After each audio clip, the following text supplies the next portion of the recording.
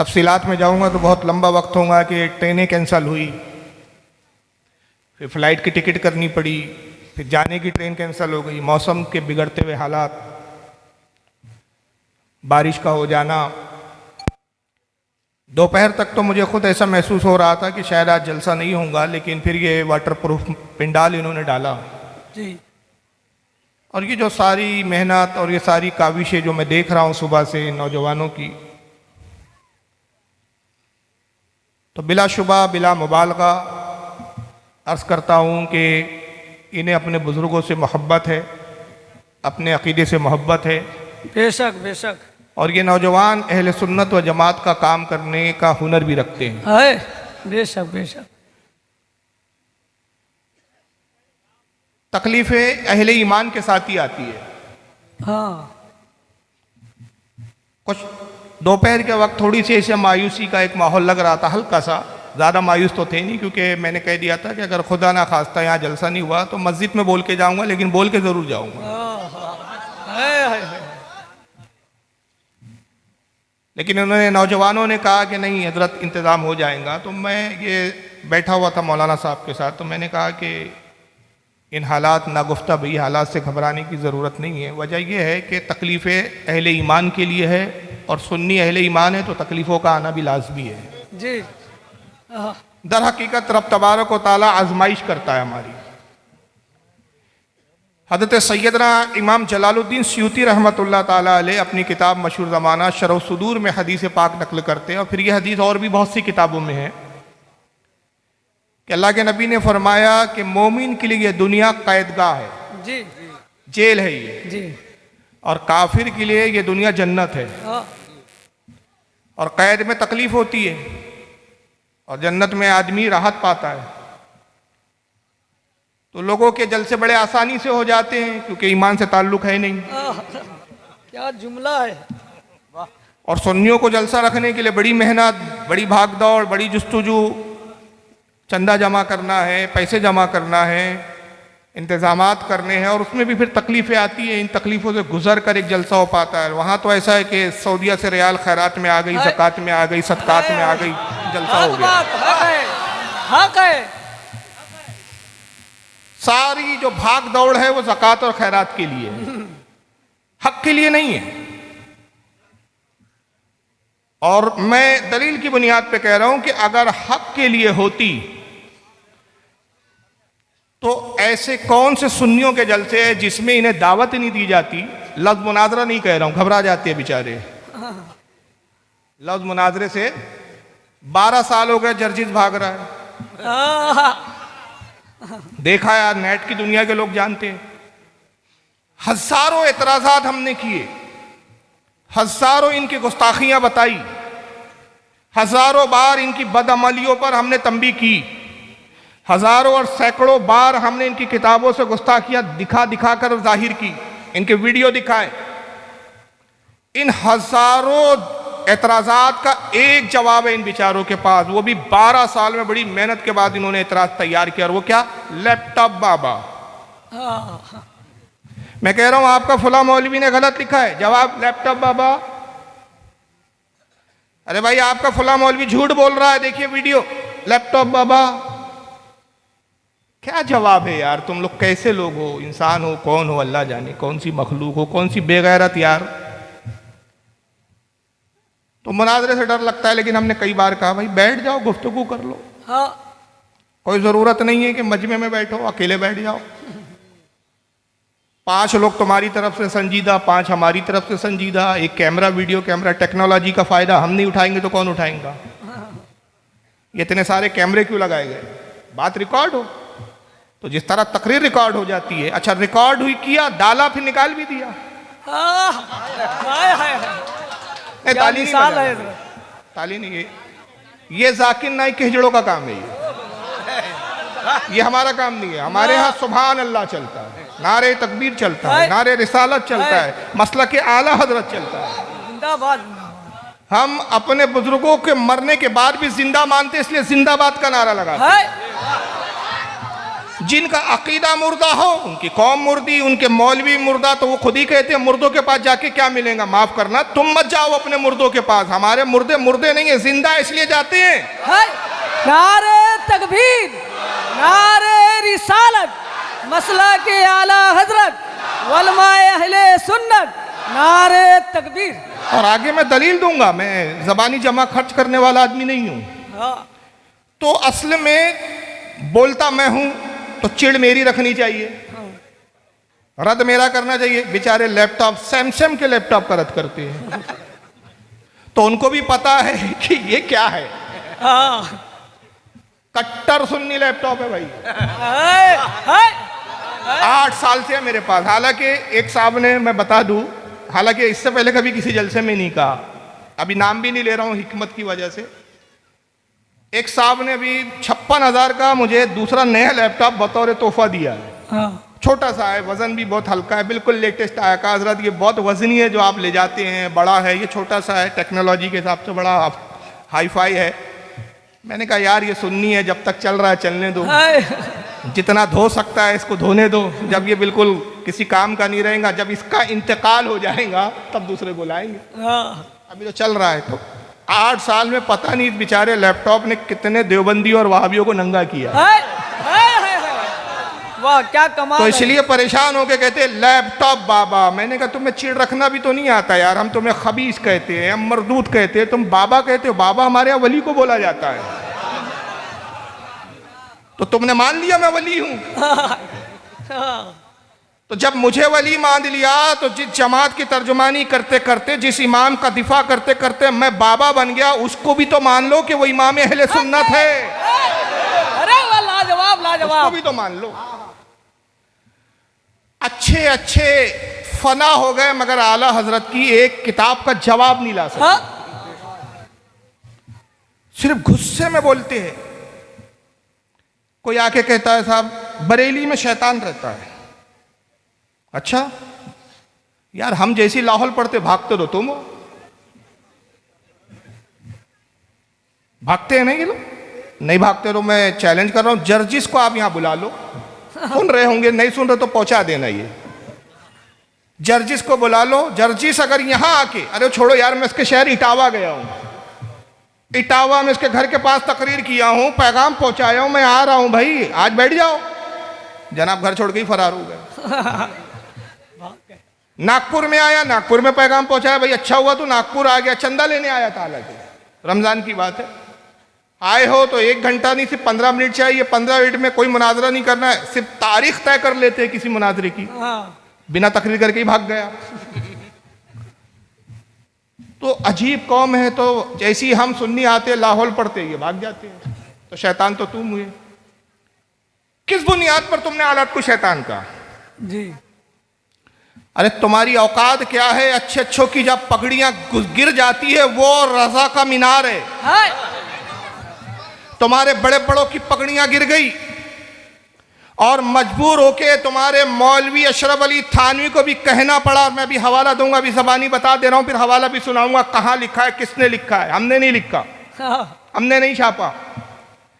किताब भी तुम्हारी, मुसन्निफ भी तुम्हारा, तुम्हारे ही घर का जमात का लिखने वाला मौलवी कौसर नियाजी।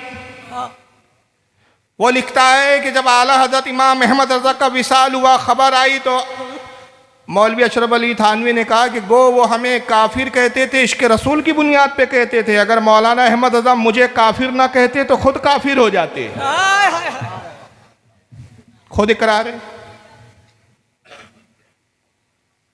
तो भाई तुम्हारे मौलवियों ने तो खुद इकरार किया है कि उनकी हालत क्या है। आला हजरत के सामने कभी आए नहीं, खड़े नहीं रहे, और आज के खुद इनके बड़े बड़े मौजूदा उलमा हैं जो आला हजरत की तारीफ कर रहे हैं। ये एक अलग चैप्टर है। हाल तो ये है कि सारी जिंदगी अशरफ अली थानवी कभी आला हजरत के सामने आया ही नहीं। गंगोही साहब कभी नहीं आए।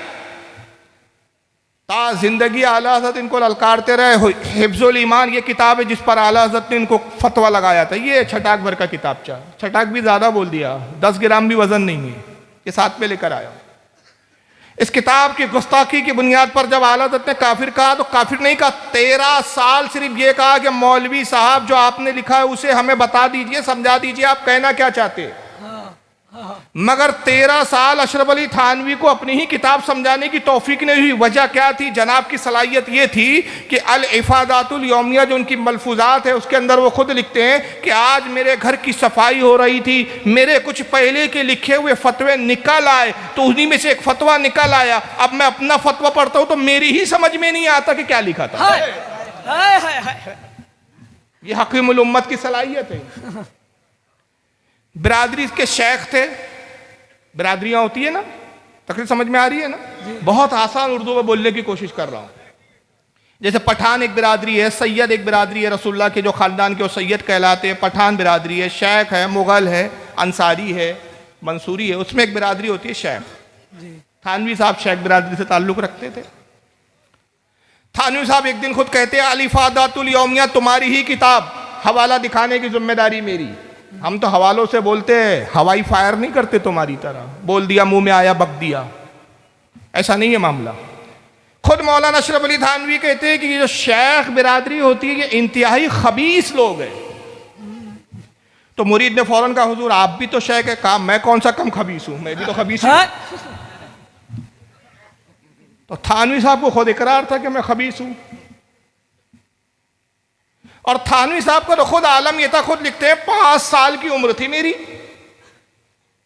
मेरे भाई बड़े भाई थे, एक दिन आए, वो बड़ी अजीब अजीब शरारतें सूझती थी हम दोनों भाइयों को, वो भी शरारत करते, मैं भी शरारत करता। ये भी अलिफादातुल यौमिया में लिखने वाले खुद थानवी साहब है, बरेली के कोई मौलाना ने नहीं लिखा, तुम ही छाप रहे हो, छपी भी तुम्हारे यहां से। लिखते हैं 5 साल मेरी उम्र थी, भाई और हम बड़े शरारती थी। भाई को यह सूझा कि वो आए और मेरे सर पर पेशाब कर दिया। चलो भाई ने कर दिया, भाई तो कोई मौलाना नहीं थे, मुजद्दिद नहीं बनने वाले थे, आम आदमी थे। आप तो आलिम बनने वाले थे, मुजद्दिद बनने वाले थे, आप तो हकीमुल उम्मत बनने वाले थे, तो आप तो भैया एक जमात के वली बनने वाले थे, तो आप बर्दाश्त कर लेते, माफ कर देते। तो थानवी साहब कहते नहीं, मैंने भी खुन्नस पाल ली कि बदला लेकर रहूंगा। तो मौके की तलाश में था। एक दिन हुआ ये कि भाई खड़े हुए थे, मैं पीछे से आया और उनके सर पे खड़े होकर पेशाब करने लगा। ये हकीमुल उम्मत की हालत थी। तो अंदाजा लगाइए शैतान कौन था और शैतानी काम कर कौन रहा था। समझ रहे आप? और कुछ शैतानों का तारुफ कराऊं? थानवी साहब की किताब है हिकायात औलिया। थानवी साहब लिखते हैं कि थाना भवन में एक दिन बड़ा मजमा लगा हुआ था। थाना भवन खानका थी रशीद अहमद गंगोही साहब की, वे क्या नाम है इनकी, कासिम नाना तवी साहब की, गंगोहा की खानका, थाना भवन नहीं, गंगोहा, रशीद अहमद गंगोही की खानका में। पीर लोग थे ना भाई ये। अचानक रशीद अहमद गंगोही साहब ने मौलाना कासिम नाना तवी से खटिया की तरफ इशारा करके कहा, हजरत यहां लेट जाइए। कासिम नाना तवी साहब लेट गए। कहते गंगोही साहब भी, रशीद अहमद गंगोही साहब भी, उनके बाजू ऐसे ही लेट गए और लेटने के बाद उनके सीने पे ऐसे हाथ फिराने लगे जैसे एक आशिक अपने माशूक के सीने पे हाथ फिराता है। ये जुमले मैं ज्यादा खुलकर नहीं बोलूंगा, समझना आपको है कि लोगों के भरे मजमे में हो क्या रहा है खटिया पर। मौलाना कासिम बार बार कहते रहे, हजरत क्या कर रहे हो, हजरत क्या कर रहे हो, लोग क्या कहेंगे, लोग क्या कहेंगे। का कहते हैं कहने दो, हमें तो अपने काम में मशगूल रहने दो। उसको हमारी महाराष्ट्र की जबान में बोलते गंठलबाज। नहीं समझ में आया तो कौमे लूत का काम करने वाली को। अब समझ में आ गया? ये काम करते थे खानका में। मौलवी अशरफ अली थानवी के सगे मामू, सारी इन्हीं की किताबों के कोट कर रहा हूं हवाले। एक हवाला भी हमारे मौलाना का बयान करता नहीं है, एक हवाला भी गलत साबित कर दो, 1 लाख रुपया नगद इनाम दूंगा तुमको। 1 लाख रुपया नगद इनाम। एक हवाला भी गलत साबित कर दो कि हमारी किताब में नहीं है ये। मौलाना अशरफ अली थानवी के एक मामू थे साहब, अशरफ अली थानवी साहब कहते हैं किताब का नाम अल इफादातुल यौमिया। कहते हैं वाइज बड़े अच्छे थे, वाइज यानी तकरीर बड़ी अच्छी करते थे, लेकिन मूडी थे, रिंदाना तबीयत थी। मूड में हुआ तो तकरीर की, मूड नहीं है तो फिर अच्छे खास से भी कह दो तो मनवा लो तो मानने के लिए तैयार नहीं, तकरीर नहीं करते थे। एक मरतबा कानपुर पहुंचे, थोड़े जले भुने बैठे हुए थे, गुस्से में थे किसी बात पर, लोग जमा हो गए, कहा हजरत आप आए हैं, बड़ी अच्छी बात है, कानपुर यूपी का इलाका है, आए हैं तो वास कहिए, तकरीर कर लीजिए। मूड नहीं था हजरत का, कहा नहीं, कहाँ तकरीर और कहाँ मैं, कहा नहीं हजरत तकरीर तो कीजिए, आप आए हैं तो तकरीर तो कीजिए। इसरार बढ़ा तो उन्होंने देखा ये पीछा ही नहीं छोड़ रहे, तो कहा अच्छा तकरीर करवाना चाहते हो, एक शर्त पे तकरीर करूंगा। मेरी माँ बहनें बैठी है, माजरत से बात अर्ज कर रहा हूँ, मैंने नहीं लिखा ना मैंने ये पढ़ा बयान किया, ये उन्हीं की किताब में लिखा है। हमारी माँ बहनें भी जान ले कि इन देवबंदियों के मौलवी कैसे थे। मैं अपनी माँ बहनों से बहुत माजरत के साथ कि वो ये ना कहे यार कौन से मौलाना को बुलाए थे, कितनी गंदी बात बोल रहे थे। मैं नहीं बोल रहा हूँ, इनके मुल्लाओं ने लिखा है और ये काम किया है। और हमारी मजबूरी है कि जब हमारे बुजुर्गों पर हमला होगा तो जवाबी कार्रवाई की जाएंगी। तुम ना हमें सदमे देते, ना हम यूं फरियाद करते, ना यूं राज खुलते सरबस्ता, ना यूं रुसवाइयां होती।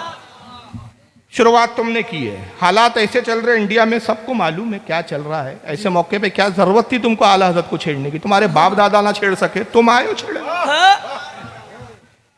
और वो भी आला हजरत थे, तुम्हारे यहाँ हजरत तो ढंग के नहीं है, चले आला हजरत से मुकाबला करने। तुम्हारे यहाँ तो हजरत ढंग के नहीं है भाई। तो बहरहाल थानवी साहब कहते हैं मामू जान का मूड नहीं था, लोग इसरार करने लगे हजरत वास कहिए, तकरीर कीजिए। तो मामू जान ने कहा कि एक शर्त पर तकरीर करूंगा। पीछा छुड़ाने के लिए देखो तरतीब क्या बयान कर रहे हैं।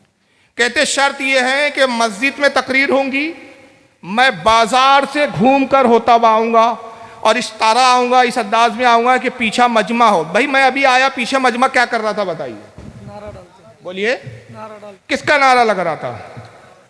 नहीं भाई, पहला नारा था नारे तकबीर अल्लाह अकबर। चल रहा है, खैर मैं आलिम नहीं कहता, आप मुझे आलिम को मान करते हैं, अहले सुन्नत का एक खादिम चल रहा है, दीन का एक मुबल्लिग चल रहा है, आप अल्लाह की बुलंदी बयान कर रहे हैं, नारे तकबीर अल्लाह अकबर, अल्लाह बहुत बुलंद है। क्यों भाई आप आलिम के आने पर नारे तकबीर अल्लाह अकबर कह रहे हैं? अल्लाह की तारीफ क्यों बयान कर रहे हैं? मतलब यह है कि अल्लाह का करम है, अल्लाह बड़ा है जिसने हमें ऐसा दीन अता किया और ऐसे दीन में ऐसे उलमा रखे। नारे रिसालत या रसूलल्लाह, उस रसूल पे हम फिदा ना हो जाए कि जिनके दीन हक को हमने जान लिया। मसलक आला हज़रत जिंदाबाद, कि इस मसलक ने हमारा ईमान बचा लिया, यही होता है ना। लेकिन ये जनाब देखिए क्या नारे लगवा रहे हैं, क्योंकि इनके यहाँ नारे लगाना बिदअत है।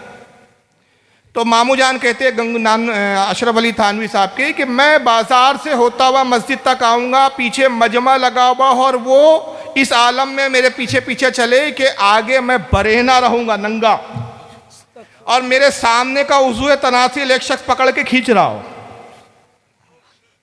अब इससे अच्छे और मुअद्दब अल्फाज मेरे पास नहीं है। बंगला में क्या बोलते हैं बाद में आप अपने मौलानाओं से पूछ लेना। सामने की घंटी रहती है ना, उसको खींचे कोई। ये थानवी साहब ने लिखा है, किसी बरेली के मौलाना ने नहीं लिखा है। सामने से एक शख्स, एक लड़का मेरा वो खींचे उज़्वे तनासुल और पीछे से लोग उंगली करे, जो गलाजत की जगह होती है, और मजमा नारा लगाए भड़वा है रे भड़वा, भड़वा है रे भड़वा, भड़वा है रे भड़वा, तो तकरीर करो। बेशक भड़वा है। देखो शैतान है कौन? तुम्हारे अपने खानकाओं में कितने शैतान छुपे हुए जरा खुद देखो तुम। और तुम उस आला हज़रत की बात कर रहे हो। तुम्हारा हकीमुल उम्मत अशरफ अली थानवी 5 साल की उम्र में अपने भाई के सर पे पेशाब कर रहा था, मगर हमारे इमाम को देखो 3 साल की उम्र है, 5 साल की उम्र नहीं। हमारे यहाँ का 3 साल का बच्चा हप्पा मम्मा दादा चच्चा इससे ज़्यादा नहीं बोलता, मगर कुर्बान जाइए अपने इमाम पर। आला हज़रत खुद फरमाते, हयात आला हज़रत में अल्लामा ज़फ़रुद्दीन बिहारी रहमतुल्लाह ताला अलैह नकल करते हैं कि आला हज़रत कहते 3 साल मेरी उम्र थी, मैं अपने घर के सामने एक चबूतरे पर बैठा हुआ था, घोड़े पर एक शख्स आए, अरबी मालूम होते थे, अरबी लिबास था, हुलिये से अरबी नजर आते थे, उर्दू बोलना नहीं जानते थे। उन्होंने मुझे सलाम किया और फिर अरबी में गुफ्तगू गुफ्तगू की और मुझसे कहा क्या नकी अली के बेटे हो तुम? मैंने कहा जी मैं मौलाना नकी अली का बेटा हूँ। क्या तुम मौलाना रजा अली के पोते हो? कहा हाँ मैं मौलाना रजा अली का पोता हूँ। आलत कहते कि वो अरबी में मुझसे सवाल करते रहे, मैं जवाब देता रहा। 45 मिनट मुझसे अरबी में गुफ्तगू की और मैंने अरबी में जवाब दिया। नारे तकबीर, नारे रिसालत, फैज़ाने आला हजरत, फैज़ाने आला हजरत, जिंदाबाद जिंदाबाद। आला हजरत जज्बात की बुनियाद पर आला हजरत नहीं बने हैं, अपने फजलो कमाल की बुनियाद पर आला हजरत बने। लाजवाब लाजवाब। 6 साल की उम्र हुई, आपके 5 साल के हकीमुल उम्मत क्या कर रहे हैं?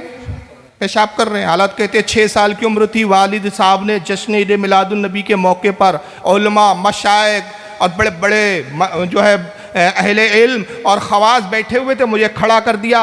1 घंटा 45 मिनट रसूलुल्लाह की अज़मत पर बिस्मिल्लाह को उन्वान बना के आला हज़रत 6 साल की उम्र में तकरीर कर रहे हैं। 1 घंटा 45 मिनट, पौने 2 घंटे तकरीर कर रहे हैं। और 8 साल की उम्र में पहली किताब लिखी। जी कितने साल की उम्र में? 8 साल की। 8 साल की उम्र में। और किताब भी कौन सी थी? उर्दू की नहीं थी, कोई अलिफ बा ता की नहीं थी, कहानी और किस्से की नहीं थी। मुसल्लम सबूत जो अरबी जबान की किताब दर्स निज़ामी में पढ़ाई जाती है उसकी शरह लिख रहे हैं। यह आला हज़रत की शान है। और 13 साल 10 दिन 10 माह 13 साल 10 माह 13 दिन की जब उम्र को पहुंचे, आलिम, फाजिल, मुफ्ती सब कुछ हो चुके थे। पहला फतवा 13 साल की उम्र में देते हैं और सनद दी जाती है कि आज से मौलाना अहमद रजा मुफ्ती हो चुके हैं। ये आला हज़रत की शान है। तुम क्या तकाबुल करोगे आला हज़रत का? जी आला हज़रत एक यूनिवर्सिटी का नाम है। जी हक है। आला हज़रत इल्म के हिमालय का नाम है। और ये हम नहीं कहते, अगर मैं तुम्हारे मौलियों की इबारतें और उनकी किताबों के हवाले पेश करूँ ना कि उन्होंने खुद आला हज़रत के बारे में क्या लिखा है, एक लंबी फहरिस्त हो जाए। खुद अल्लामा इकबाल कहते हैं, डॉक्टर इकबाल, कि मैंने मौलाना अहमद रज़ा के जब फतावों को पढ़ा तो मैं हैरान रह गया और मैं इस नतीजे पर पहुँचा कि मौलाना अहमद रज़ा अपने ज़माने के अबू हनीफा सानी थे। बहरहाल मैं अभी आगे कुछ बयान सुनाऊंगा, लेकिन आइए अब देवबंदियों का भी जरा दावा सुन लीजिए कि उनका क्या दावा है। जी अब आपके जो दावे हम बता रहे हमारे दावे के आला हजरत ये थे, आला हजरत थे। अब इन्होंने देखा यार इनके यहाँ तो आला हजरत है, अब हम क्या करें, तो उसके लिए किस्सा गढ़ा उन्होंने। जरा आइए जरा किताब देख लीजिए आप स्क्रीन पर, दिखाइए भाई स्क्रीन पे, देख रहे हैं। और ये ओरिजिनल साथ में लाया हूं भाई। लैपटॉप सिर्फ इसलिए होता है कि तुम जैसे मनुष्यों को, यानी वहाबियों से कह रहा हूं, वहाबी जैसे मनुष्यों को दिखा दूं, पढ़ लो अपने बाप दादाओं की इबारतें क्या लिखी है, और यहां यकीन ना हो तो यहां देख लो। किसको मानोगे यार? कौन सी दलील ला के? तुम वो कौम के लोग मालूम होते हैं कि आने वाला आया, मोहम्मद तुम नबी हो? हाँ मैं नबी हूं, बेशक मैं नबी। उस दरख्त को बुलाओ। सरकार ने कहा दरख्त आ जा, मैं अल्लाह का नबी तुझे हुक्म देता हूं। दरख्त आ गया, वापस भेज कर बताओ, ए दरख्त वापस चला जा। दरख्त चला गया। अब तो ईमान ला, मोहम्मद तुम तो जादूगर हो। फिर आता है, ए मोहम्मद तुम नबी हो? बेशक मैं नबी हूं। चांद के टुकड़े करके दिखाओ। जी अच्छा ये ले, तोड़ गया। देख रहा चांद? मोहम्मद जोड़ के बताओ। तोड़ना तो आसान है, जोड़ना मुश्किल है। तोड़ना आसान है, जोड़ना भाई। मोबाइल को तोड़ने में बच्चा भी तोड़ देगा। मैं कहूँगा बेटा इस मोबाइल को तोड़ो, बच्चा लेगा जोर से पत्थर में पटकेगा, मोबाइल टूट जाएगा। और उसी बच्चे से को बेटा मोबाइल जोड़ के बताओ, बच्चा क्या उसका बाप भी नहीं जोड़ सकेगा। जी बेशक। जोड़ना मुश्किल है, तोड़ना आसान है। मोहम्मद तोड़ दिया, चांद के टुकड़े कर दिए, ठीक है जोड़ के बताओ। अच्छा ये ले, इशारा किया, जोड़। अब तो नबी मान है, मोहम्मद तुम तो जादूगर हो। पता है ना कौन था? उसी की नस्ल से। लैपटॉप पे देखो, नहीं झूठी है। अबे तो ये देख, नहीं फारूक बाबा आप तो लैपटॉप बाबा हो।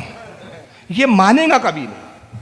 किताब का नाम अल बराहिनुल कातिया, लिखने वाले मौलवी रशीद अहमद गंगोई के हुक्म से लिखी गई। बामर है लिखा हुआ वहां, बामर हजरत बकियतुस सल्फ। अलकाबात देखो इनके, बकियतुस सल्फ, हुज्जतुल खल्फ और फुला मौलाना रशीद अहमद गंगोई साहब। जी इनके हुक्म से किस्ते लिखी खलील अहमद अम्बेठवी ने। तारुफ सुन लो वरना कल क्या कहेंगे, ये तो हमारे बाप दादा ही नहीं थे। अच्छा ये भी एक बड़ी बीमारी है इस फिरके में। वक्त आने पे अपने अब्बा का इनकार कर देते हैं। भाई आपके अब्बा ने कहा, नहीं हमारे अब्बा नहीं है ये। और ये इनकी बदनसीबी है कि जब इनका मौलवी फंस जाता है तो ये अपने मौलवी का दामन छोड़ देते हैं। और ये हम अहले सुन्नत की हक्कानियत है। तुम 1000 इतराज करो आला हज़रत पर, हम कभी नहीं कहते आला हज़रत हमारे नहीं, हम कहते आला हज़रत हमारे हैं, हमारे इमाम हैं, बुजुर्ग हैं। उन्होंने कहा, खुदा की कसम सच कहा, हम साबित करने के लिए तैयार है कि जो कुछ कहा कुरान और हदीस की रोशनी में कहा, हम साबित करेंगे।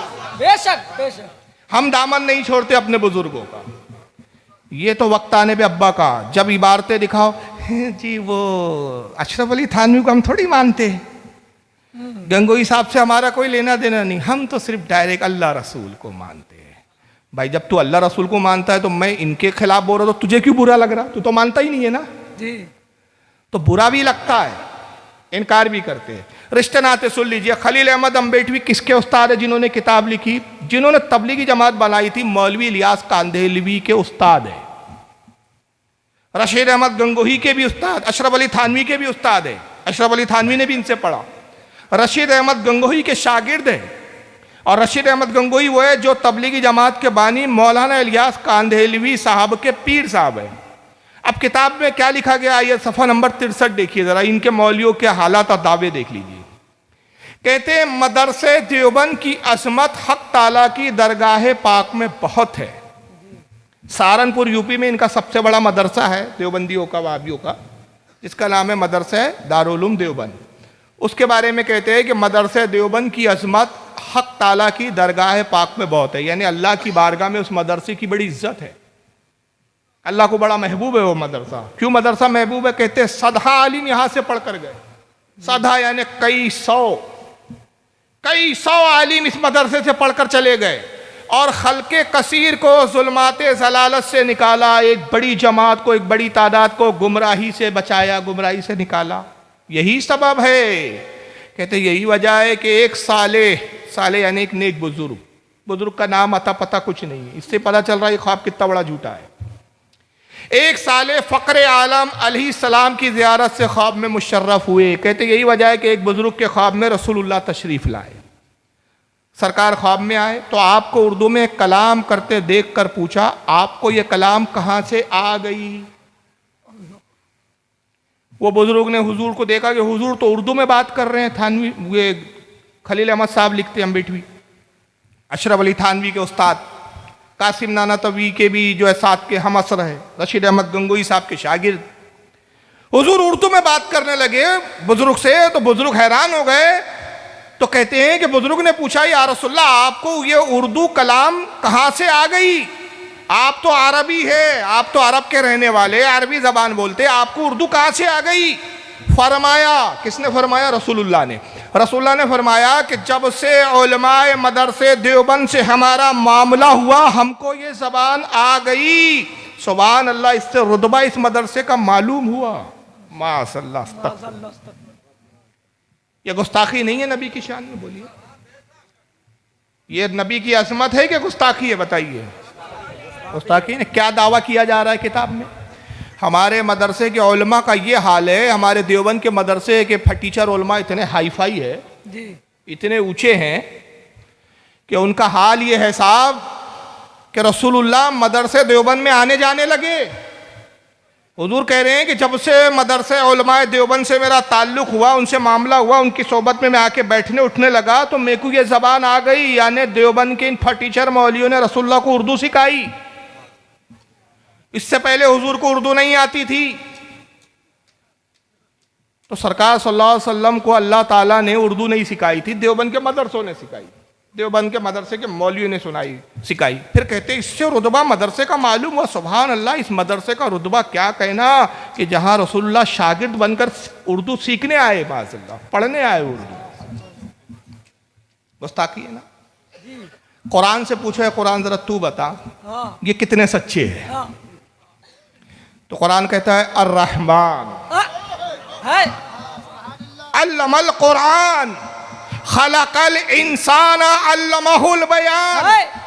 अल्लाह कहता है मैं ही रहमान हूं और मैंने अपने महबूब पर कुरान उतारा, इंसानियत की जान मोहम्मद को पैदा किया और उसको कलाम करना सिखाया। है सुभान अल्लाह, बेशक बेशक। अल्लाह कहता है मैंने सिखाया अपने महबूब को कलाम करना, अल्लमहुल बयान, बयान करना मैंने सिखाया। देवबंद का मौलवी बोलता है नहीं अल्लाह तूने सिखाया होगा लेकिन उर्दू छोड़ दिया था, वो हमने सिखाया। माज़अल्लाह।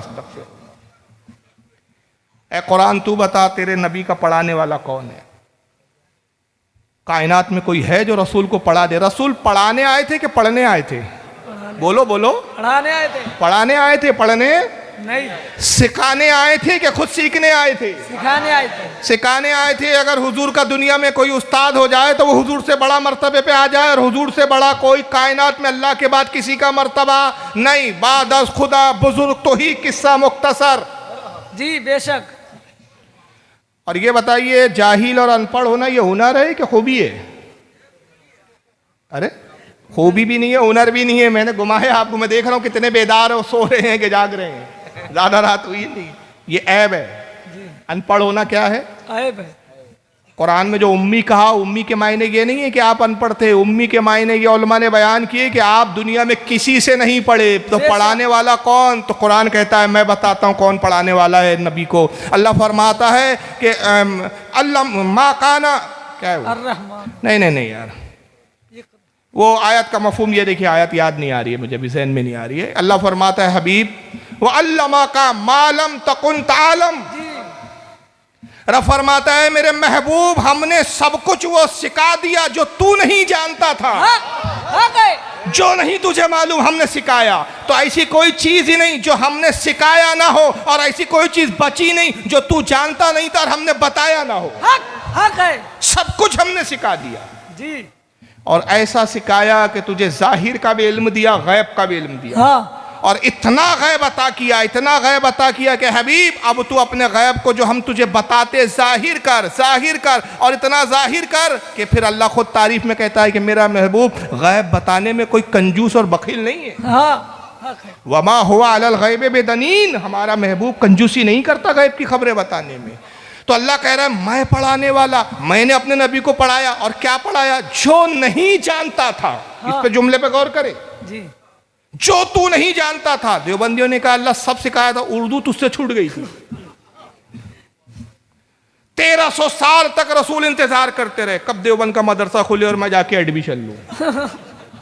1300 साल के बाद मौलवी कासिम ननतवी बकौल इनके उन्होंने मदरसा खोला। फिर हुजूर ने कहा 1300 साल से तो हिंदुस्तान वाले जो भी बोल रहे थे, पुकार रहे थे, कुछ समझ में ही नहीं आ रहा था, उर्दू समझ में ही नहीं आ रही थी। अब देवबंद के मदरसे चलते, सीख लेते। तो देवबंद के फटीचर मौलियों से उर्दू हुजूर ने सीखी। माशाअल्लाह। 2 रिवायत सुनाता हूँ मैं, मेरे नबी का इल्म क्या है जी। सिर्फ 2 रिवायत। आका सहाबा इकराम को जमा करते हैं और अलग अलग मुख्तलिफ सहाबा जो बड़े ज़हीन और बड़े अक्लमंद, बड़े इल्म के जानने वाले थे, उनका एक एक का नाम लिया और कहा है फुला साहबी फुला मुल्क में जाओ, दीन की तबलीग करो।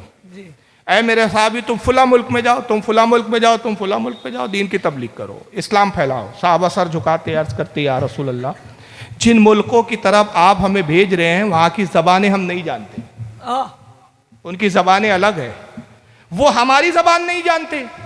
हम कुछ कहेंगे वो समझ नहीं पाएंगे, वो कुछ कहेंगे वो हमारे समझ में नहीं आएगा। तो अल्लाह के नबी उन मुल्कों में जाके हम कैसे तबलीग करें? अल्लाह के नबी ने ये नहीं फरमाया जाओ किसी स्कूल में एडमिशन ले लो, कोर्स करो, ज़बान सीखो। नहीं, हुज़ूर ने फरमाया कल सुबह की नमाज फजर में मेरे पीछे पढ़ो और इस हाल में आना कि तुम सफ़र पे जाने के लिए तैयार रहो। जी। वो सहाबी थे, वहाबी थोड़ी थे। क्यों कहते या रसूलल्लाह एक रात में कौन से झंडे गड़ जाएंगे?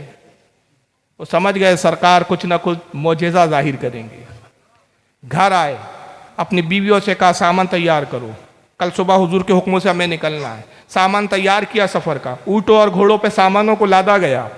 फजर की नमाज में मस्जिद नबवी में हाजिर हुए, सरकार के पीछे इक्तिदा में नमाज पढ़ी, नमाज ख़त्म हुई। नमाज ख़त्म होकर सरकार बाहर तशरीफ़ लाए, आवाज़ दी कहाँ वो लोग हैं जिनको मैंने तबलीग के लिए जाने के लिए कहा था? हाजिर हुए वो लोग, या रसूलल्लाह हम हाजिर है।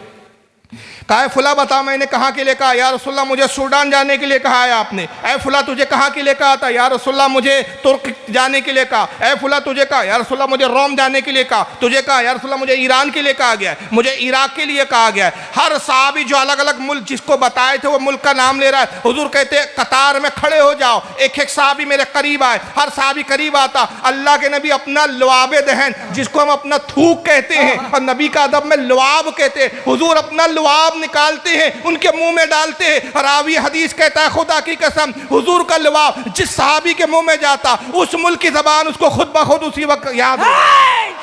नारे तकबीर, नारे रिसालत, मसला के आला हजरत, फैजान आला हजरत, इल्मे गैबे मुस्तफ़ा, इल्मे गैबे मुस्तफ़ा, नारे तकबीर।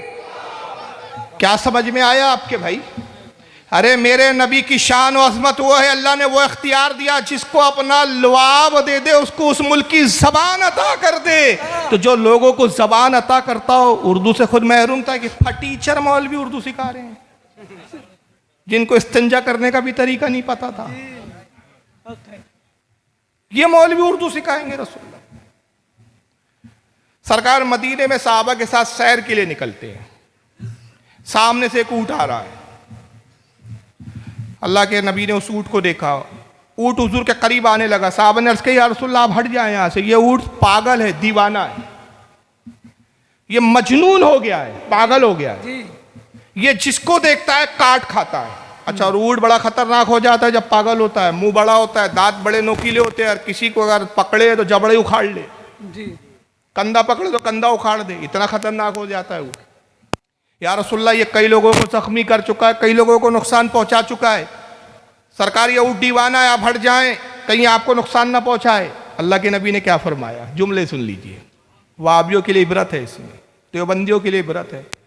सरकार ने कहा ये ऊँट मुझे नुकसान नहीं पहुंचाएंगा, इसलिए कि दुनिया की हर मखलूक सिवाय शरीर जिन्नातों के और शरीर इंसानों के, शरीर यानी बदमाश कमीने एक नंबर के घटिया, सिवाय शरीर इंसानों के और शरीर जिन्नात के दुनिया की हर मखलूक जानती है कि मैं अल्लाह का नबी हूँ। बेशक बेशक, जानवर भी जानते हैं कि मैं अल्लाह का नबी हूँ। जी।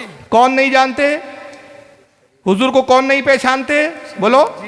जिन और इंसान। वो बदमाश तो पता चला कि जब देखो कि कोई नबी को नबी नहीं मान रहा है, गुस्ताखी कर रहा है, तौहीन कर रहा है, कहता है नबी मरकर मिट्टी में मिल गए, नबी को पुकारना जायज़ नहीं, नबी से मांगना जायज़ नहीं, नबी को ये नहीं पता था, नबी को वो नहीं पता था, नबी की बीवी पे तोहमत लगी, नबी को अपनी बीवी के बारे में नहीं पता था, हज़रत आयशा नबी की बीवी का हार गुम हो गया, हुजूर को हार नहीं पता था। जहाँ वो नबी के इल्म की कमी की बातें करना शुरू करे, नबी के ऐब बताने लगे, समझ लो कि शरीर इंसानों में से ये अपने नबी को पहचान ही नहीं पाया है, जान नहीं पाया ये अपने नबी को।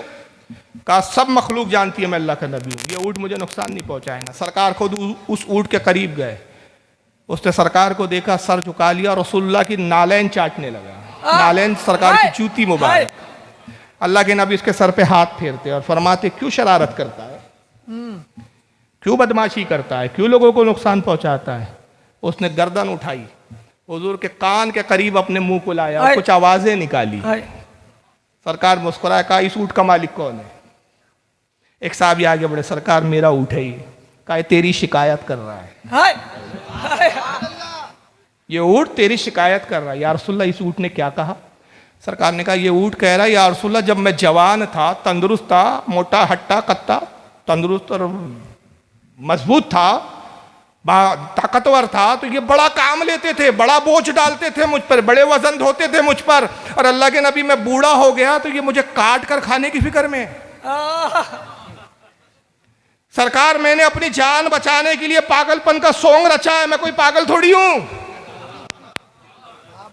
सरकार ने कहा ये शिकायत कर रहा, क्या हकीकत है? कहा या रसूलल्लाह ये ऊँट शायद सही कह रहा है, वजह यह है कि चंद दिन पहले मैंने अपने जवान बेटे से कहा, मेरा बेटा आया कि अब्बा जान ये ऊँट अब बूढ़ा हो गया है, इस पे वजन रखो, तो इसके पैर कांपते हैं, थरथराता है, ये घबराता है, वजन उठाता नहीं है, वजन उठाने में अब ये आजिज आ गया है, क्यों ना अब्बा जान इसको काट के गोश्त खा पी के खत्म कर दिया जाए। मेरे बेटे ने मुझसे कहा, मैंने कहा ठीक है बेटा। बस उसी दिन से इसने काटना शुरू कर दिया, जो आता है उसे काटता है, उसे नोचता है। हमने डर के मारे इसको छोड़ दिया, जा भैया घर के बच्चों को नुकसान पहुंचा देगा। हुजूर ने फरमाया कि इसने अपनी जान बचाने के लिए तदबीर इख्तियार की है, ये पागल नहीं है, दीवाना नहीं है। अल्लाह के नबी उस ऊँट से कहते हैं, ऊँट, वो साबी से कहते हैं कि ये ऊँट मुझे हिबा कर दो और इसकी कीमत ले लो, या तो बेच दो या मुझे तोहफे में दे दो। कहा या रसूलल्लाह मैं तोहफतन नजर करता हूँ, ये ऊँट आज से आपका हुआ। अल्लाह के नबी ने ऊँट की लगाम पकड़ी और क्या जुमला कहा, बड़ा प्यारा जुमला है, नबी का इख्तियार देखो। वहाबियों को ये रिवायतें नहीं मिलती, पढ़ते ही नहीं बेचारे। सरकार ने उसकी लगाम पकड़ी और ऊँट से फरमाया, ऊँट से कहा, अरे ऊँट अब जंगल जा और तू आज से आजाद है। दुरूद शरीफ पढ़े आप। अल्लाहुम्मा सल्ली अला सय्यदिना सनदिना मौलाना मौलाना मावाना मोहम्मद सल्लल्लाहु अलैहि सलातु व सलाम अलैका या रसूल अल्लाह सल्लल्लाहु तबारक व तआला। ऊँट की लगाम पकड़ी और आपने कहा, ऊँट जा, आज से मैंने तुझे आजाद किया, जंगल में जा, जो खाना है खा, जो चरना है चर, जो पीना है पी। कोई दरिंदा, कोई जंगल का ऐसा जानवर जो शिकार करता है तेरा शिकार नहीं करेगा, तुझे नुकसान नहीं पहुंचाएगा, इसलिए कि तुझे मोहम्मद सल्लल्लाहु अलैहि वसल्लम ने आजाद कर दिया।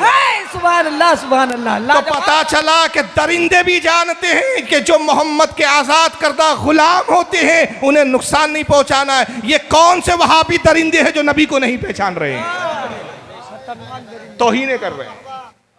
ये कौन से दरिंदे हैं, ये दो टांग वाले, चार टांग वाले जंगल के दरिंदे भी जानते हैं नबी का ऊँट है, नबी का आज़ाद करता है, खाना नहीं है, नुकसान नहीं पहुंचाना है। रावी हदीस कहते खुदा की कसम हमने उसको जंगल में, उस ऊँट को इस आलम में भी देखा है कि जब वो ऊँट जंगल में जाता तो शेर, भेड़िए, दूसरे जानवर दूर होते और आपस में कहते ये रसूलुल्लाह का आज़ाद करता ऊँट है, दूर हट जाओ। जब सरकार ने ये ऊँट को बशारत दी तो ऊँट ने अपना मुंह फिर हुजूर के कान के करीब लाया और रोने लगा, आंखों में ऊँट के आंसू आ गए, सरकार भी रोने लगे, हुजूर की भी आंखों में आंसू थे। साहब अर्ज करते या रसूलल्लाह ये रो रहा है, आप भी रो रहे हो हुजूर, इसने ऐसा क्या कह दिया कि जिसने आपको रुला दिया? सरकार ने कहा जानते हो ये क्या कह रहा है ऊँट? अल्लाह के नबी हम नहीं जानते, अल्लाह रसूल बेहतर जानते। कहा ये ऊँट कह रहा है कि या रसूलल्लाह आज आपने मेरी ज़िंदगी बचाई, आज आपने मुझे आज़ाद किया, मैं अल्लाह की बारगाह में दुआ करता हूँ कि परवरदिगार क़यामत के दिन आपकी उम्मत को जहन्नम से आज़ाद कर दे। सुभान अल्लाह सुभान अल्लाह। कहा इस ऊँट की बात ने मुझे रुला दिया कि इस ऊँट को मेरी उम्मत का कितना ख्याल है। अच्छा ऊँट उर्दू बोल रहा था कि फारसी बोल रहा था कि अरबी बोल रहा था कि इंग्लिश बोल रहा था? जानवरों की अपनी जबान होती है, जानवरों की अपनी जबान। तो मेरे आका जानवर की जबान भी जानते हैं, जानवर की बोली भी जानते हैं। तो जो पैगंबर जानवरों की भी जबानें जाने, उर्दू नहीं जानते थे कि फटीचर देवबंदियों के पास आए। और अगर तुम्हें इन रिवायतों से इत्मीनान ना हो, छोड़ो इन रिवायतों को, तुम नहीं मानोगे, मुझे मालूम है। कुरान को तो मानोगे कि कुरान के भी इनकार कर दोगे? जाओ सूरह नमल उठाओ, सूरह नमल में क्या है? हजरत सुलेमान अपने लश्करियों के साथ जा रहे हैं जी। कुरान में। अब तो कुरान से दलील दे रहा हूं ना, किसी की माँ में हिम्मत हो, किसी के बाप में हिम्मत हो तो इनकार कर दे कुरान का। अगर मुसलमान होने का दावेदार है तो इनकार करके दिखाए। हजरत सुलेमान अपने लश्करियों के साथ जा रहे हैं, जिन्नात भी है, इंसान भी है, बड़ा जाहो जलाल के साथ, बड़ा अजीम शान, बड़ा तवील लश्कर है, कई मील तक लश्कर फैला होता था। 30 मील की दूरी पर, कुरान में हदीस में नहीं, 30 मील की दूरी पर चूटियां आपस में घूम रही है, गिजा तलाश कर रही है, खाने की चीजें ढूंढ रही है। चूटियां, चूटी समझते हैं ना जी, चूटी बोलते हैं यहाँ भी। हाँ जी। तो उनमें से चूटियों की रानी क्या बोलती है आपस की चूटियों से? अपने अपने बिल में चली जाओ कि सुलेमान का लश्कर आएगा तो सबके सब कुचली जाओगी। हाँ। कई सुलेमान अलैहिस्सलाम का लश्कर हमें कुचल ना दे, अपने बिलों में चली जाओ। कुरान कहता है कि 30 मील की दूरी से हजरत सुलेमान अलैहिस्सलाम ने उस चूटी की बात पूछी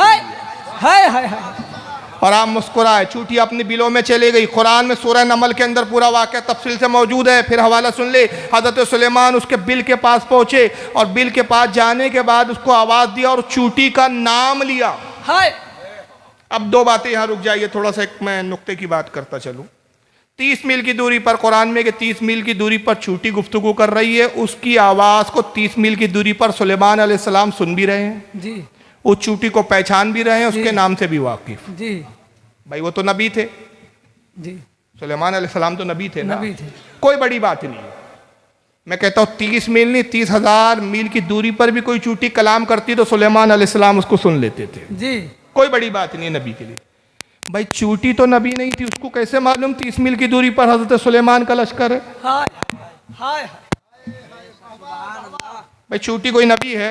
जी नहीं। वली है, इंसान है, अशरफुल मखलूकात है, एक मामूली सा कीड़ा, जी। कीड़े की कैटेगरी में आती है। एक मामूली सा जंतु, जंतु ही बोलते शायद आपके, कोशिश कर रहा हूं थोड़ी थोड़ी बंगाली बोल लूं, एक छोटा सा कीड़ा। 30 मील की दूरी पर सुलेमान अलैहिस्सलाम का लश्कर है, चूंटी को कैसे मालूम? तो रिवायत में तो कोई इसका खुलासा नहीं, लेकिन मेरे इश्क का विजदान कहता है कि वो कह रही है अल्लाह के नबी सुलेमान आएंगे और तुम कुछ ली ना जाओ। तो नाम सुलेमान अलैहिस्सलाम का लेना इस बात की दलील है कि वो जानती थी कि हजरत सुलेमान बादशाह भी है, नबी भी है, गोया वो नबी को मानती भी थी, ताज़ीम भी करती थी, उन पर ईमान भी लाई थी। तो ईमान लाने की बरकत ये मिली कि अल्लाह ने उस चूंटी को भी इतना इल्म अता कर दिया। हाय हाय हाय। तो अब अगर कोई नबी से मोहब्बत करे और वो अदना मखलूक हो तो इतना इल्म मिल जाता है। तो जो नबी के ख़ानदान का हो, जो नबी की आल हो, जो नबी का खून हो, जो नबी का गोश्त हो, जो नबी की नस्ल का हो और वो वक्त का गौसे आज़म हो और नबी की बारगाह से अगर उसको ये मकाम मिले कि वो ऐलान करे बगदाद की सरजमीन पर, नज़र तो एला बिला दिल्लाही जमा का खर दलतिन अला हुक्म तेसाली, मैं अल्लाह के तमाम शेरों को, तमाम दुनिया को ऐसे देखता हूं जैसे हथेली में राई का दाना रखा हो। सुभान अल्लाह सुभान अल्लाह। कौन से ताज्जुब की बात? नारे तकबीर, नारे रिसालत, मसला के आला हजरत, करामते गौसे आजम, जिंदाबाद जिंदाबाद। और गैब की तारीफ क्या होती है? छुपी हुई चीज। जन्नत हमसे छुपी हुई है, हमारे लिए जन्नत क्या है? गैब है। जी हम जन्नत है ये जानते, जन्नत देख नहीं रहे। जी।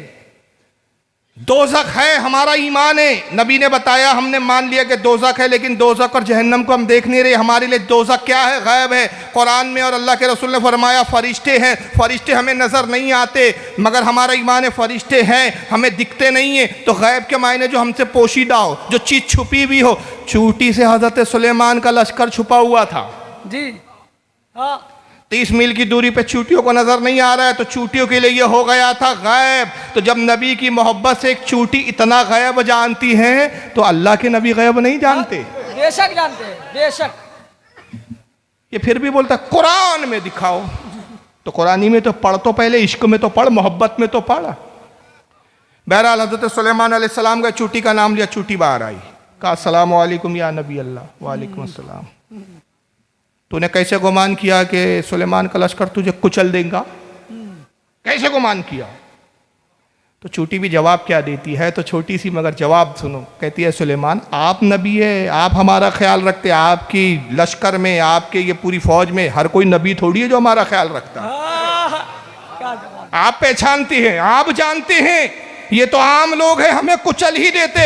सुलेमान अलैहिस्सलाम मुस्कुराए, बड़े खुश हुए, कहा तेरा जवाब बड़ा अच्छा लगा, आज तमाम तेरी चूंटी और तेरे कबीले की दावत हमारी तरफ से। फरमाया इनके बिलों के सामने मिठाइयां रखो। एक चूंटी तो बहुत छोटी सी चीज है, आपके घर में बकरी हो, बिल्ली हो, कुत्ता हो, ले जाओ और वहाबी के मुल्ला के कान के पास ले जाओ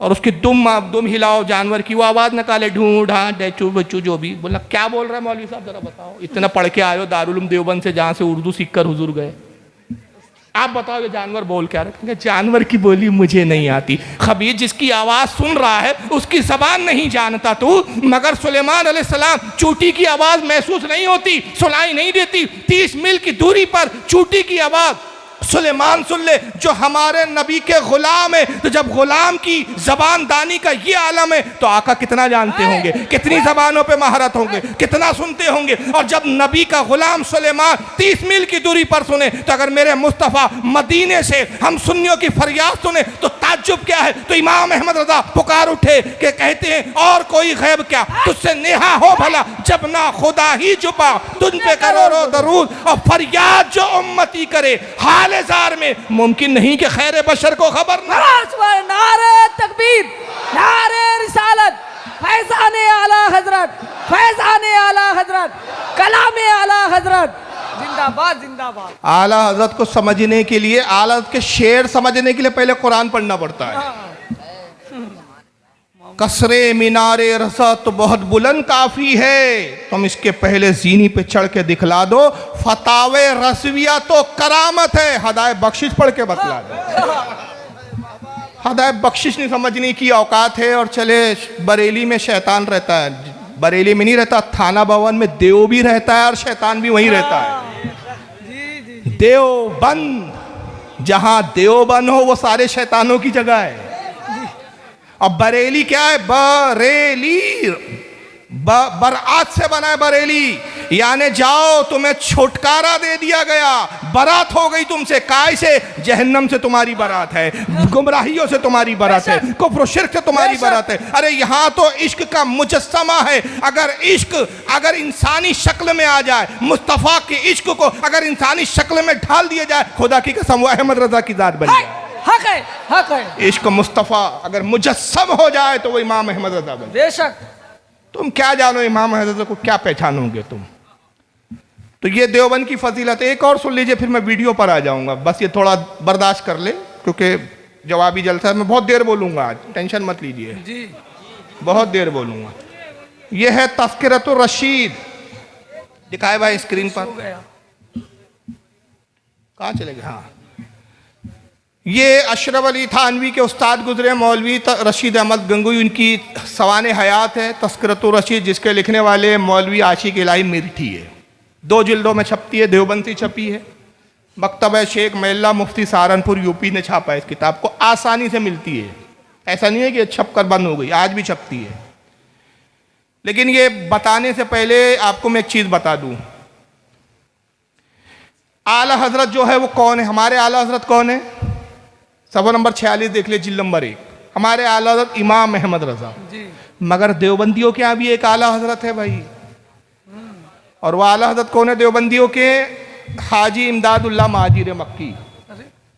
हाजी इमदादुल्लाह जो थे, ये रशीद अहमद गंगोही, कासिम नाना तवी, खलील अहमद अम्बेठवी और अशरफ अली थानवी, इन चारों के पीर साहब हैं।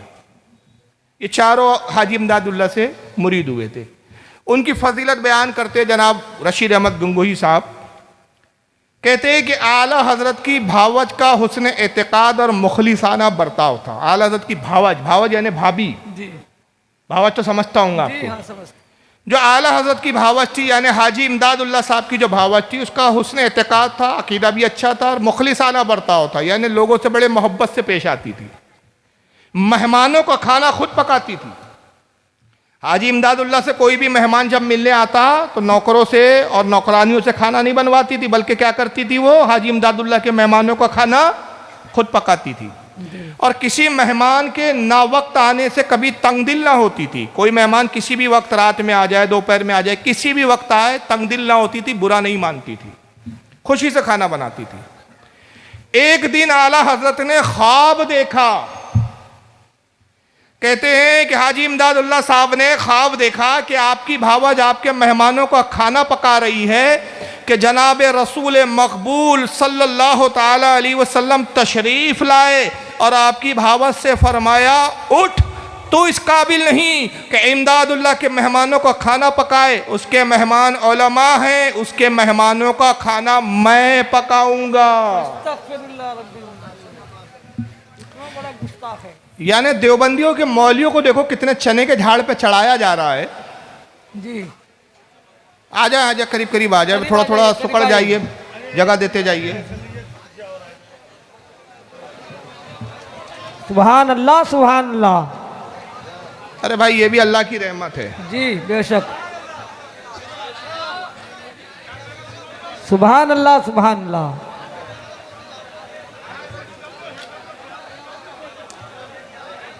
नारे तकबीर, नारे रिसालत।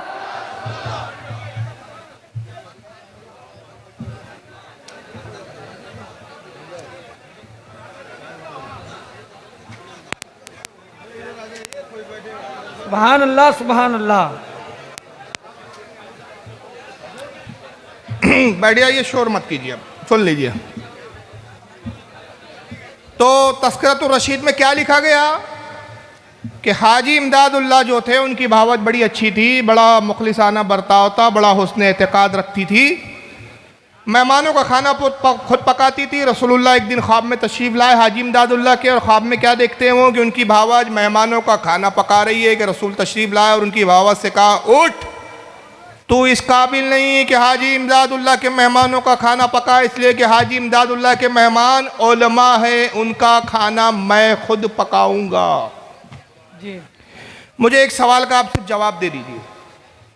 फारूक आज़म रज़ी अल्लाह तआला अन्हु का ज़रा तस्वुर कीजिए और मुझे बताइए, फारूक आज़म के सामने अगर बिलफर्ज ऐसा होता कि फारूक आज़म इस ज़माने ज़ाहिरी में होते, या फारूक आज़म के ज़माने में उनके दौर में उनके पास कोई जाता और कहता कि भाई मैंने ख्वाब ये देखा कि आपके नबी मेरे घर आए और मेरा खाना पकाया, मेरे मेहमानों का खाना हुजूर ने खुद पकाया, तो बताइए फारूक आज़म क्या करते? उसकी पेशानी चूमते कि तलवार निकालते? मार देते। कहते तू तो बहुत ग्रेट है यार, तेरी तो पेशानी चूमना चाहिए कि रसूलुल्लाह तेरे घर आके नौकरों की तरह खाना पका के गए माशाअल्लाह। हम साहबा इकराम रसूलुल्लाह सल्लल्लाहु अलैहि वसल्लम के पैर में कांटा भी चुभ जाए उसको गवारा नहीं करते थे। हाँ। हम तो अपने आका की इतनी नाज बर्दारी करते थे, और तुम्हारा हाल ये कि तुमने हमारे नबी को बावर्ची बना दिया। पेशानी चूमते कि तलवार निकालते? गुस्ताखी है या नहीं जी कि अपने मौलियों की अजमत बताने के लिए नबी को बावर्ची बताया जा रहा है? लेकिन सुनिए इसका जवाब देवबंदियों ने क्या दिया। हाँ। जवाब दिया इन्होंने। पाकिस्तान के एक मौलवी है जिनका नाम है इलियास घुम्मन।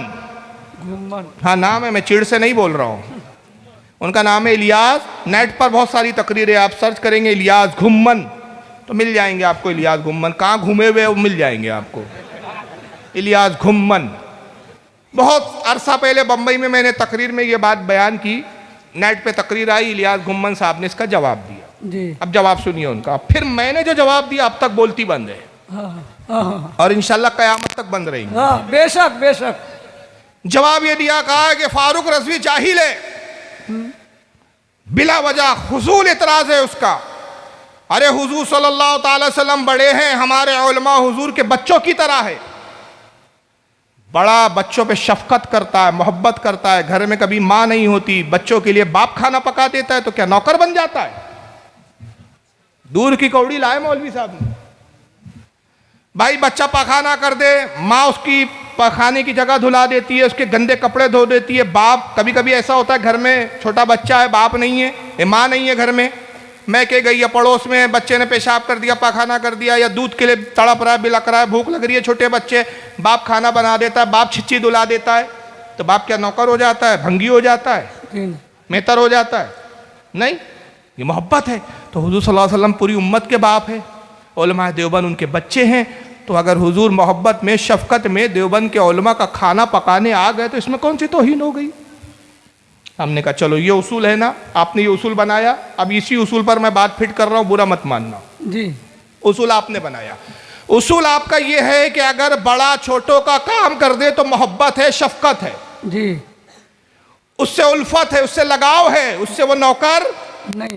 और ये बात ख्वाब की है, हकीकत में नहीं है, ख्वाब है। ख्वाब देखा तो ख्वाब सिर्फ तुम्ही को तो नहीं दिखते, ख्वाब हमें भी दिखते हैं। हाँ। तो मुझे भी ये ख्वाब दिखा, और कल रात ही ख्वाब दिखा। ख्वाब ये दिखा कि मैं अपने, मेरा घर का नौकर, मेरे अपने घर का नौकर मेरा पखाना साफ करने गया, हाथ में ब्रश था मेरे नौकर के, कुछ सर्फ था, वो जो डिटर्जेंट होता है वो, कुछ फिनाइल की बोतल थी। तभी मैंने देखा कि मौलाना अशरफ अली थानवी, रशीद अहमद गंगोही, कासिम नानतवी तीनों आए। एक के हाथ में झाड़ू था, एक के हाथ में पानी की बोतल थी, एक के हाथ में साहब जो फिनाइल था, और मेरे नौकर को डांटा उन्होंने, और डांट के कहा, उठ, तेरी क्या मजाल कि तू फारूक रज़वी साहब का पखाना साफ करे। फारूक रज़वी इस दौर के बहुत बड़े आलिम हैं, उनका पखाना हम तीनों मिलकर साफ करें। नारे तकबीर, नारे रिसालत। दर्स जो मौलवी नदवा से लिया होता है उससे तो बड़ा बरेली का गधा होता है। अरे भाई वो बड़े हैं, मैं छोटा हूं, शफकत में मेरा पखाना धोकर चले गए। उसूल आपका है। बुरा लगा ना? मिर्ची लगी? बड़ी हैरानी की बात है कि इनके मौलियों पर उंगली रख दो, बरेली के मौलियाना गाली गलोच करते हैं। तौहीन करते, और तुम खबीसो नबी की तौहीन करो, तुम्हारा ईमान मर चुका है कि तुम्हें शर्म व गैरत नहीं आती। और इन फटीचरों से हुजूर उर्दू सीख रहे हैं। इन फटीचर मौलवियों के पास रसूलुल्लाह सल्लल्लाहु अलैहि वसल्लम आकर उनका खाना पका रहे। उन मौलवी के हाल के लिए एक इबारत में दिखा देता हूँ ताकि ये बात ना रहे कि साहब ज़बानी कह दिया। ये इबारत देख लो उसी किताब में, जिस किताब में दिखाएं, जिस किताब में ये लिखा गया कि रसूल खाना पकाने आए, उसी किताब में अपने मौलवियों के बारे में क्या लिखते ज़रा सुन लीजिए। सफ़ा नंबर इसका 289 है, जिल्द नंबर 2 है। कहते हैं मौलवी आशिक इलाही साहब के एक बार इरशाद फरमाया, किसने? मौलाना रशीद अहमद गंगोही साहब ने, क्योंकि उन्हीं की सवाने हयात है, उन्हीं की मलफूजात है, उन्हीं के अल्फाज लिखे जा रहे हैं, वो जो वाक़या बयान कर रहे हैं उनको नकल किया जा रहा है। तो कहते एक बार इरशाद फरमाया, यानी मौलाना रशीद अहमद गंगोही ने कहा कि मैंने एक ख्वाब देखा, एक बार ख्वाब देखा था कि मौलवी मोहम्मद कासिम साहब उरूस की सूरत में हैं। उरूस पल्ले नहीं पढ़ाऊंगा, आपके फारसी ज़बान का लफ्ज़ है, बड़ा गाढ़ा लिखते हैं ये मौलवी लोग। हमारे अंदर का आदमी समझ ले, बाहर का आदमी बेचारा कोई समझ ही ना पाए, मगर आगे की इबारत आप समझ लोगे, बड़ा जबरदस्त लिखा है। मौलाना कासिम नानातवी कौन है? जो देवबंद के मदरसे के फाउंडर बताए जाते हैं, जिन्होंने देवबंद का मदरसा इनका बनाया। रशीद अहमद गंगोही कहते हैं मैंने ख्वाब ये देखा कि मौलाना मोहम्मद कासिम साहब उरूस की सूरत में, उरूस कहते हैं दुल्हन को, दुल्हन की शक्ल में देखा। जरा तस्वर करो दुल्हन कैसे रहती है। मैं थोड़ा सा मंजर में ले जा रहा हूं आपको। लाल साड़ी भाई दुल्हन बोला है, और उरूस का मतलब दुल्हन ना हो तो जो चोर की सजा मेरी सजा, मुंह मुड़वा दूं। आगे तो इबारत खुद वाजे कर देंगी कि क्या है, मुझे बोलने की जरूरत नहीं पड़ेगी, उरूस के तर्जुमे को समझाने की जरूरत नहीं पड़ेगी कि उरूस का तर्जुमा दुल्हन क्यों किया आपने। दुल्हन ही है भाई, आगे खुद आ जाएगा। दुल्हन कैसे होती है भाई? लाल साड़ी, हाथों में मेहंदी, लाल लाल हरी हरी चूड़ियाँ, नाक में नथनी, माथे पे बिंदिया, दाढ़ी इतनी बड़ी, तारीख की पहली दाढ़ी वाली दुल्हन। या तो ये भी लिखो कि भाई दाढ़ी नहीं थी, चिकना देखा था। देख लो शैतान कौन है जी। ये आला हजरत को, ये एक इबलीस का जवाब खुदा की कसम 10 दिन तक दे सकता हूं। हाँ, 10 दिन तक, इतना सरमाया है इनका। उरूस की शक्ल में देखा, दुल्हन की शक्ल में। अब आगे खुद वाजे कर दिया, और मेरा उनसे निकाह हुआ। बर्बाद कर दिया। कासिम नानातवी से निकाह हुआ, और सो जिस तरह सन यानी औरत व शोहर में एक को दूसरे से फायदा पहुंचता है, जिस तरह मर्द और औरत को, दूल्हे और दुल्हन को सुहागरात में एक दूसरे से फायदा पहुंचता है, इसी तरह मुझे उनसे और उन्हें मुझसे फायदा पहुंचा। समझ में आ रहा है? अरे हाँ या ना समझ में आए तो और आसान करूंगा, हिंदी बोलने की कोशिश करूंगा, लेकिन बात समझ में आनी चाहिए भाई। ये याद रखिए, नहीं समझ में आए तो तकरीर का कोई फायदा नहीं। फिर मैं इतनी दूर से सिर्फ इसलिए नहीं आया हूं कि बोलकर चला जाऊं, समझा कर जाऊं, ये मकसद है जी। जिस तरह एक मर्द को एक औरत से फायदा होता है शादी के बाद, उसी तरह उन्हें मुझसे और मुझे उनसे फायदा हुआ। तो इस फायदे के बाद नतीजा क्या होता है वो आप बताएं। बोले भाई, इन्होंने लिखा है ना भाई फायदा होता है, ऐसी फायदा हुआ जब एक मर्द और औरत की शादी होती है, फिर दोनों मर्द और औरत कमरे में जाते हैं और उसके बाद एक दूसरे से फायदा उठाते हैं, और ये सिलसिला चलता रहता है। तो नतीजा क्या आता है, रिजल्ट क्या आता है? बोलो। मेरे को लगता है ये दोनों का ही नतीजा तबलीगी जमात है। ये उसी फायदे की जमात है, ये उसी फायदे का नतीजा है जो पूरी जमात निकली है। और इतने पैदा कर दिए कि रहने के लिए जगह नहीं है, तो बोरे बिस्तर उठा के चले जा रहे, घूमे जा रहे, भटक रहे लावारिशों की तरह।